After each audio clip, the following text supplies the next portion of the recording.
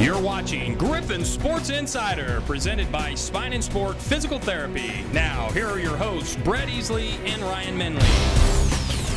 Hello and welcome. It's that cliche time of the year, the cliche that they use when they call it March Madness, talking about basketball. And speaking of basketball, the Missouri Western men are trying to play that cliche role of Cinderella during March Madness. You are the king of cliche, are you not? That's what some would say. Yes, he is. But nothing cliche about this season to this point for Brett Weiberg's club. The Griffons open MIAA Basketball Championship play Tuesday night, March 4th on the road at Central Oklahoma. 7 p.m. tip. Brett Weiberg's crew, they slipped into the postseason as the 12th seed, and they'll try to make some major noise in this tournament. Yeah, they'll try to do it with a 10-17 overall record. The Griffons still shorthanded, still outgunned, but despite going 0-2 last week, they're still competing. Wednesday night home finale in the Fieldhouse. The Missouri Western men taking on 19th ranked Central Missouri. It's senior night and two Griffons getting the curtain call. Cedric Clinkscales and Calvin Balkew saying goodbye to the home fans. Balkew exiting the Fieldhouse in style and through the air. We've seen it time and time again, and we will miss it. Balkew had 15 points on the night. You know, this guy's kind of hard to impress. Western was down just 3 early in the second half, but the Mules then just stopped missing. They shot 60% in the half, used a 35-14 run to take complete control. Central completes the season sweep of Western, 80-57 the final. The Mules now 23-4 overall. The Griffons fall to 10-16. Saturday, the regular season finale in Bolivar. Missouri Western taking on Southwest Baptist. A win gets the Griffons in the MIAA tournament for sure. Easy, right? Not when you're down to basically 7.5 able-bodied players. That's Hans Thun battling through a bum ankle. Center Charlie Marquardt, though, didn't even make the trip, out with a flu. Marquardt was the Griffons' lone big man. Baptist taking advantage without him. DJ Barmore, easy basket. Baptist up 14 midway through the first half, but the Griffons trying to play as fast as possible and make a furious comeback. Trez Colbert to Ryan Devers, the and one. Griffs down 46-45 at the break, and this could have been blowout, now becomes absolute shootout. Devers had the most dangerous gun on the floor, knocking down three-pointers the easy way and the hard way. Baptist could not stop him. The only problem, the Griffons could not stop Baptist either. More from Barmore. He had 32 points. Baptist up 7 with 3 minutes to play, but no lead is safe when no one is missing.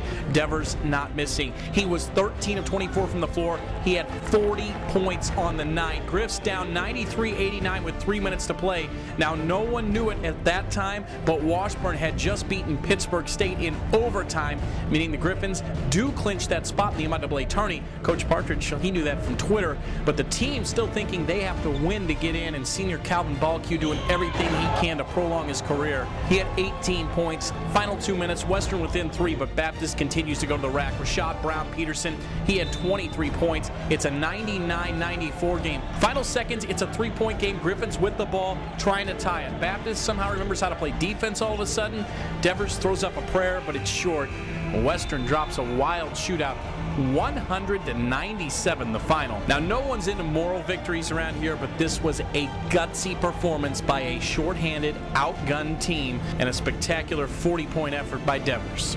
Game plan was just come out and be aggressive, don't hold nothing back.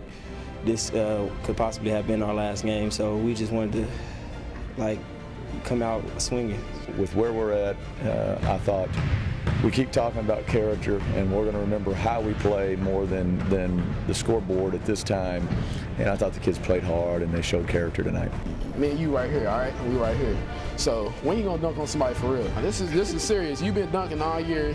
You know it's been around people. But every time I drive the lane, they move. We seen it today. 24 ran. Balkew lives to dunk another game. The 12-seeded Griffons open MIAA tournament play Tuesday night at 5th-seeded Central Oklahoma. Western lost 92-75 to the Broncos in Edmond in December. I do know that if we put another game to where we feel like we gave everything we have, and that we played together, and that we fought for each other, that's what I'm asking of these kids. And we know that if we do that, then we have a chance to win. The MIAA Conference Tournament tips off Tuesday night, 7 p.m., 12th-seeded Griffs again, and the 5-seed Central Oklahoma. Meanwhile, the Griffon women saw their season come to an end last Saturday in Bolivar. Yeah, the Griffons missed the MIAA Conference Tournament after 2 losses last week. Let's look back.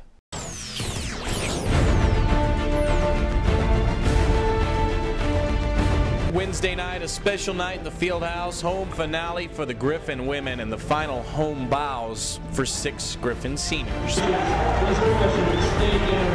Missouri Western playing host to former Griffon head coaches Dave Slifer, Josh Keister, and 11th-ranked Central Missouri. The Jennies trying to win a conference championship. Warrensburg native Sharnice Lewis doing her best to play spoiler there. Coast to coast off the steal. Griffin's led by as many as 12 in the first half. Later, Lewis dials long distance. She scored 14 of her game-high 18 points in the first half. Griffs go to the break with a 31-23 lead. The fans smelling an upset, but the Jennies fight back and chip away in the second half. Brianna Lewis, tough angle. Central within 3. Slifer likes that. He'll like this more. Under 6 to play. Shelby Winkleman off the backdoor cut. She had 16 points on the night. Central by 4. The Griffins played hard but struggled to score. They shot just 25% in the second half. And Western's upset bid falls short with a 59-53 loss. Griffin's record now 10-15 overall. Central 22-3. The Jennies clinched at least a share of the MIAA Conference crown. Western needs a win Saturday at Southwest Baptist to clinch a spot in the MIAA postseason tournament. Saturday regular season finale in Bolivar. Call it the de facto play-in game. Griffins and Southwest Baptist. Winner advances to the MIAA Conference tournament. The loser goes home for the year. This one back and forth all day. Final seconds of the half. Chiquita Deaver misses the layup, but Tiffany Abrams there to clean it up. She had 9 points. Griffs down 3. Baptist has 6 seconds to beat the buzzer. Stephanie Bagana goes coast to coast, nails the J as time expires. Griffins go to the break down 31-26. Second half, Baptist begins to pull away. Jackie Zelinka crossover jumper. She had 13 points. Griffs would be down by 12 with just over a minute and a half to play, but try to stage a furious comeback. Chiquita Deaver, the and one. She had a career high 22 points on 8 of 12 shooting. Under a minute left, Sharnice Lewis, quick jumper. Griffs would pull to within 4 in the final 40 seconds, but that's as close as they get. Time runs out on the season and the careers for 6 Griffon seniors as they fall 62-57. Western finishes the season at 10-16 overall, 5-14 in the MIAA. It's the first ever losing season in Rob Edmondson's quarter century of coaching. The Griffins take a surprising and unexpected step back in year 2 of the Edmondson era at Missouri Western. It kind of sucks because we didn't give Coach what he deserved, and I know he deserved a better season than we gave him, and I don't know. I learned from it. He wants the best for us, and we should want the best for ourselves too. You know, there's a lot of games that we had that were close, we just let get out of our hands, and so, you know, it's our fault, and I'll take blame too because I'm a senior. The Griffins finished the season at 10-16 overall. That's a step back from last season's 16-12 record in Rob Edmondson's first year in St. Joseph. We talked with him about the state of the Griffins, the future of the Griffins, and the first losing season of his 26-year coaching career. It's a hard thing to put into words because I haven't experienced it, and you know, now that I've experienced it, I think it'll make me a better person and a better coach, because there will be some more adversity coming our way before we get this program where we want it to be. You know, from day one, I said we're not going to come in here and wave a magic wand and all of a sudden we're going to be back to the glory days. It's a hard fight. It's a hard process. You go through a lot of discouragement to get back to the top of that mountain, and along the way there's just a lot of heartache at times, and that's the thing I've learned this year, and we've got to be better at is how we deal with the heartache part of it, because we're so used to dealing with playing poor but yet winning. And this year, at times, we played poor and we're still losing, and it adds a whole other dimension to it. So in essence, there are lessons to be learned even for a guy that's been in the business for. There's no doubt about it. You know, some of the best wisdom that was ever given to me was by Eddie Sutton down at Oklahoma State. When I was an assistant coach and our head coach got moved on, of course, the whole staff gets cleaned out, and I commented to him, I said, well, I feel like I just wasted the last 3 years of my life. And he said, no, Coach, he goes, because in life sometimes you got to learn what not to do. And my approach this year will to go back and look at myself as a coach, how I handled players, how I handled our staff, how I handled recruiting. And if I'm smart at all, I'll have learned what not to do. And then the recruiting is obviously crucial, is to go out and find kids that want to come here and leave a mark, that want to come here and say, you know what, I was part of that group that took this from where it was at to where it is now. And there are those kids out there, and you got to look long and hard, but you got to find them. And so recruiting, self-evaluating our staff and evaluating what we do as coaches. But in the end, we just got to do a better job all around, and we'll do that. Find some people to put it in the basket too. I imagine that's goal number one. Well, like I said, someone asked me the other day, coming off the floor in a game, they said, you need some shooters. And I said, no, I don't need shooters, I need makers. Shooters aren't hard to find. Makers are. GSI back after this.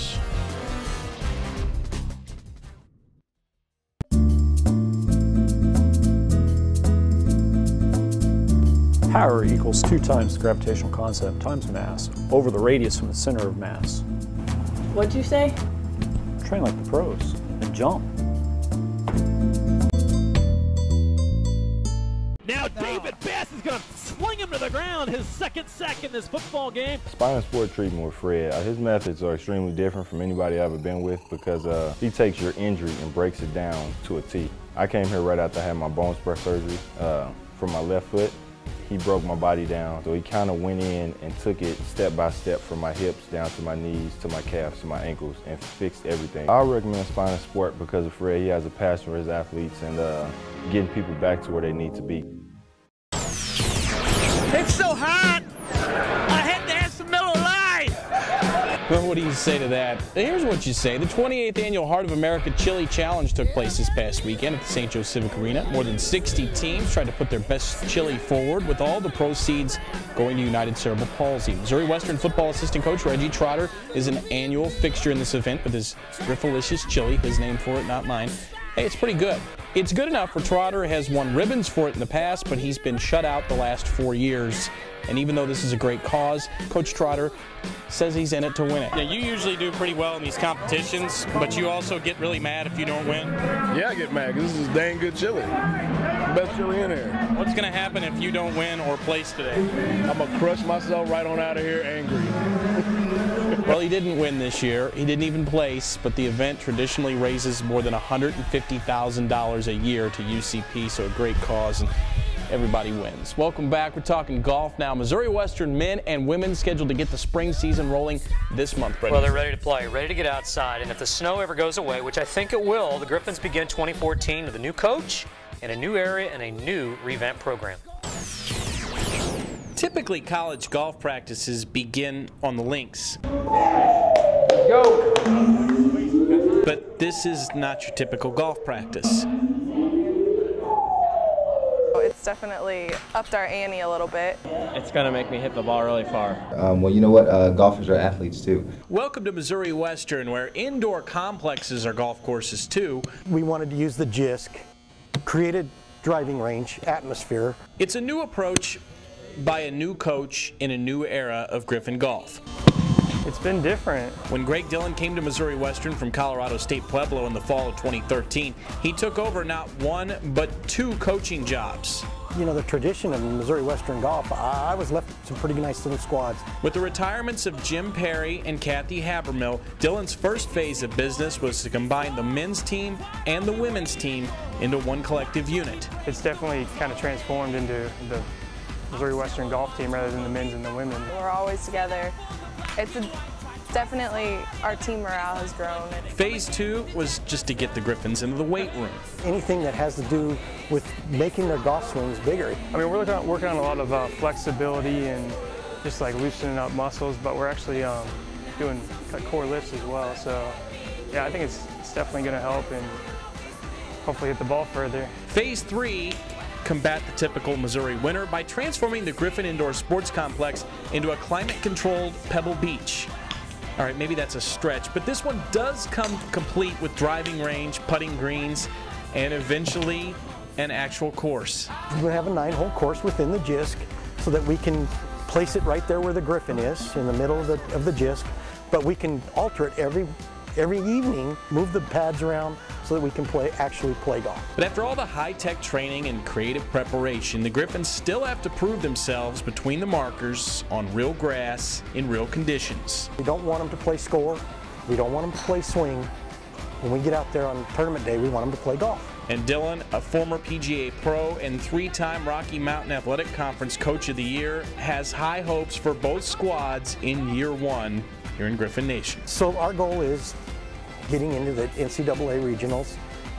We've got some spots, we've got some work to do, but these guys aren't afraid to do it. So we're going to get on it, see what we can do.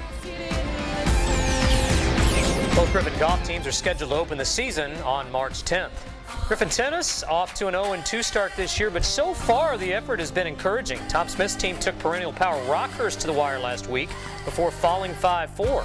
The Griffons begin MIAA play this Friday against Nebraska Kearney at the Genesis Health Club of St. Joseph. Griffon baseball is scheduled to continue MIAA play with a 4-game weekend series against Washburn beginning this Friday at the Spring Sports Complex. That's if the Spring Sports Complex is thawed out by then. Should be. The Griffons sit at 6-5 overall, 4-2 in conference play, and despite home field advantage last week, they were swept in a doubleheader by Northwest Missouri State. Coach Buzz Verduzco trying to settle in a very young team. Some of the harder things right now is getting in these tight games and not coming out with victories. You know, we have 2 close walk-off games at Emporia against Minnesota, and you get one here. I mean, you know, after a while, I mean, goodness, you can only take so much, and then you got to start winning some of them. The Griffons begin their 4-game series against the Ichabods with a single game this Friday at 2 p.m. Griffon softball opens MIAA play this week. We'll welcome Coach Jen Bagley-Trotter to the set when we come back.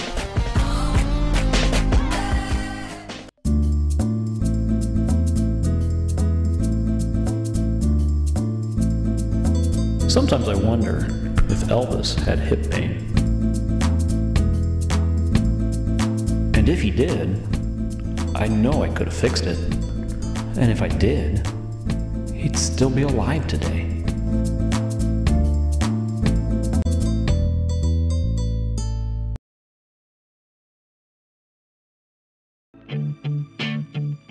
I am a physical therapist. My job is to lend a hand, or unlock a leg, fix a foot, stretch you to the limit.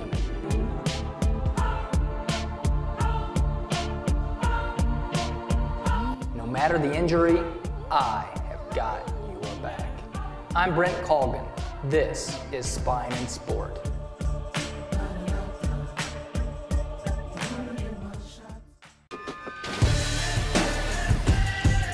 Griffon softball sits 10-4 on the young season. The weather gave the Griffs the week off last week, but they are scheduled to open MIAA conference play this weekend with a pair of road doubleheaders, Friday at Washburn, Saturday at Emporia State. Softball head coach in her 14th season at Missouri Western. Dun, dun, dun, dun. Yeah. Yes. Just 14 years. Where did that go? 14 years. Jen Bagley-Trotter. What do we call Would you clarify that, please? I'd kind of like to know what you'd like to be called. Guys. Well, I've called you a lot of things over the years, but Bagley. Okay. Because I just couldn't give up. What? Oh boy. What hey, are we? Wait a second. This what is are we tennis. doing with the tennis? You can't play softball. He wants to play softball. We At least get a bat, if you would, please. Interrupted, and He just like it's kind of get out of here, man. Get out of here. And we're softball. He's got preferably tennis. that way. Head softball coach. Wear some shoes. He wants to play softball. You're an idiot. Okay. With the tennis. At least he doesn't have his neck. At least he doesn't have his neck brace on this week. He's violent. And yeah, he's got 8 lawsuits out against us, and you know, violent just and don't worry about him. Nice, we just ignore Max too. Yeah. Whenever you just that happens. You just have to do that. It's distracting. Yeah, it is. I'm aware. Let's talk about the season. 10-4. You had the week off last week. Is that a good thing to have a week off that early in the season, or not so good of a thing? Well, it kind of goes both ways. On one hand, we're at that point in the season where you kind of want to keep gaining momentum, and getting those innings in, especially for our younger players, is pretty important. But we also have been traveling for 3 straight weekends in far distances. So I could sense the stress level on some of the ladies last week with schoolwork getting behind and all that. So having a weekend off to get caught up, I think will probably end up being a good thing for us. Well, 10-4 through the early season, and I know talking to you, you feel like it potentially could have been better. And to be good in this league, you got to have good arms, and you do. You've got arguably one of the best pitchers in the league in Jackie Bishop, and she has been very, very good through the first 3 years, and she's gotten off to a good start this year. This is not bad. ERA. That's not bad. For all the accolades she's collected, is this as good as you've seen her since she's been here? You know, I think that every year Jackie continues to get a little bit better. And I think that the start of this season is probably similar to the starts of her other season. And I think now the big thing is to maintain that, keep her fitness level at a point where she can maintain that throughout the season and keep her fresh legs. You have a unique mix on your roster of upperclassmen, but you've also got several freshmen that are contributing. Talk about that. We have, you know, it's neat, our senior class being what it is. Those 4 young ladies with Michelle Stevenson, Taylor Anding, Jackie Bishop, and Kat Stepanovich, they've seen a lot of innings, and so I think that experience is big. And then when you look at our juniors with Tiffany Gillespie and Bree Fleschner being the returning starters, those 2 have seen a lot of innings.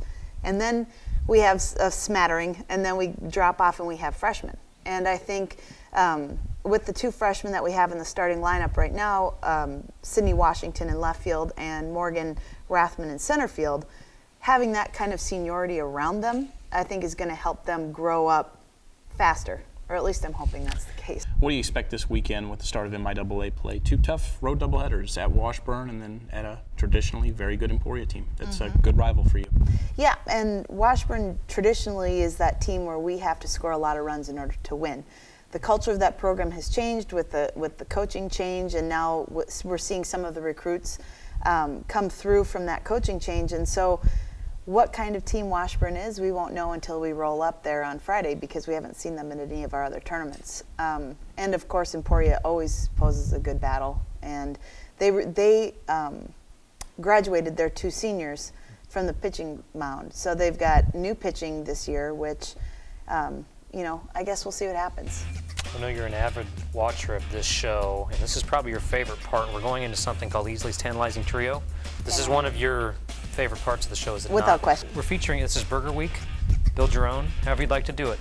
That's great. It's time to get Burger outside Studio. and grill. You don't get it either. You shouldn't get it, and don't even. Tantalizing Trio sounds like something you would go into a restaurant and order, does I would it not? agree. It sounds like an appetizer. It's Burger Week. I feel It like does. Groundhog Day. I feel like I'm living Groundhog Day every week when we go over this. And your beard just continues to grow and get no one grayer. gets it. So, Coach Baggs, Yes. I have to ask you, because you obviously have been a softball player, you're now a softball coach. Do people still wear stirrups? Does anybody wear stirrups anymore? Did you wear stirrups when you played? I did wear stirrups when I played, red stirrups, Red as a matter of stirrups. fact. Yes, Okay. and there are some teams that are trying to bring it back. As old school retro? I'm seeing the stirrups and the ball caps coming back. Ball caps. And it used to be, if you wore a baseball hat, you were a complete goob, but the ball caps making a comeback. Ball caps are back. Visors are out. Visors Ball are caps out. are back. Ball caps are back in. You used to be, and I'm guessing you still are, a big reality TV fan. Oh yeah. Are you? What are you hooked on now? What are you watching now? You know, keeping up with the Kardashians is my brain Okay. candy go-to. Really? Oh gosh, yeah. Oh my gosh, I love it. I just lost tons of respect No, for you. and I've not only seen every episode, but I've probably seen every episode multiple times. Okay. If it's on, I can't not watch. Wow. I know. Okay. I know. It's my brain candy. It's my thing. Let's go get about 4 wins this weekend. Yes. And by the way, home opener That'd be Tuesday, all right. March 11th as well. March 11th. Get some on- warm weather. We'll play, correct? Yes, it's Northwest at home opener during spring break week. So bring your bikini and come on out and get a tan. Yes. And set It'll be your, just set like your that. DVRs You'll wear at home yours, so you don't have to yes. watch Keeping Up with the Kardashians and watch Griffon softball or GSI. That's Jen Bagley Trotter. Thank you for Sounds joining good. us. We'll talk to you a lot more. Okay. Okay. Thanks. We'll be right back.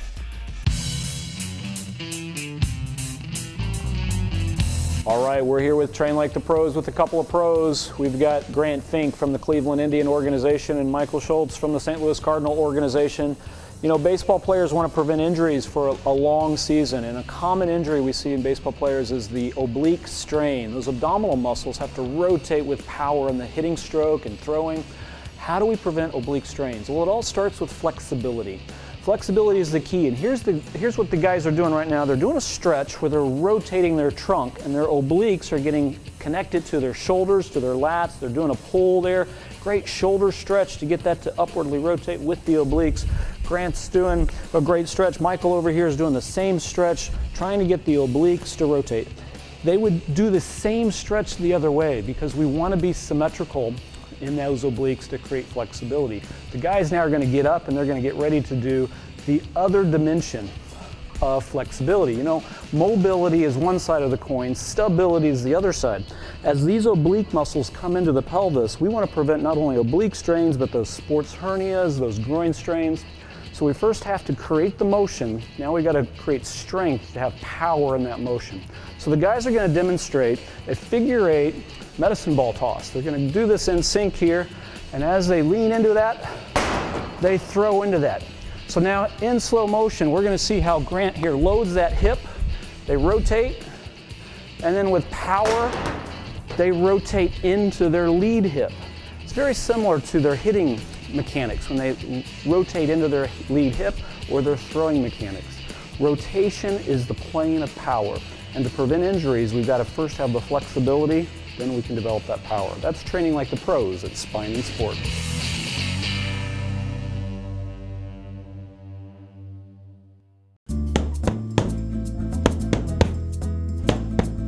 Spine and Sport Physical Therapy. Train like the pros, my friends.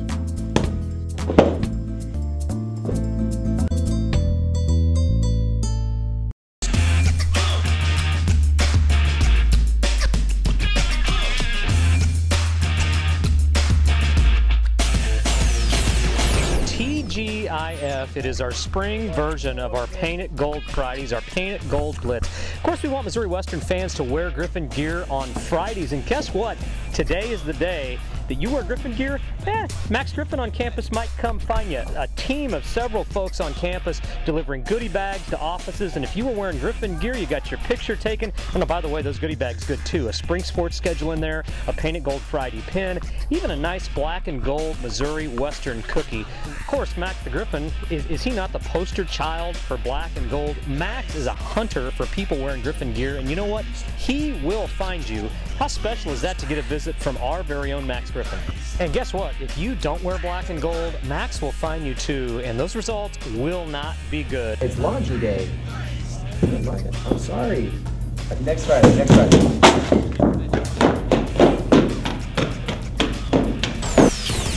Well, at least he didn't knock out any kids this week. Well, he did not get any kids in. Showed a level of class. Well, no, forget that. Speaking of class. Whoa. Whoa. Wait a second. That is Total Pain himself. That's Bo's belt. Big Bo's belt. I wouldn't go there. I'm trying to protect you. It's not yours. Well, how many more lawsuits are we going to have now? What are you doing? I don't get violated, and that violated me, for goodness sake. Give the belt. Oh, boy. Okay. One more show left, and I've got a feeling Bo hurt you badly next year. Bring Bo out of hibernation. Bring Bo out of hibernation. We remind you to wear your black and gold on Fridays. Go Griffs.